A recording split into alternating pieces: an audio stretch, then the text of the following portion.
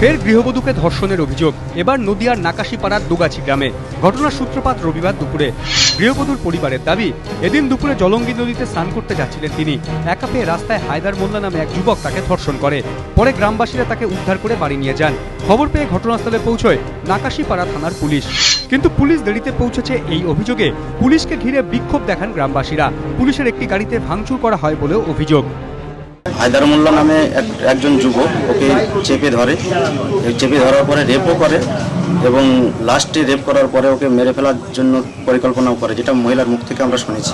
পুলিশের গাড়ি ভাঙচুর করেছে জনতার রোষে।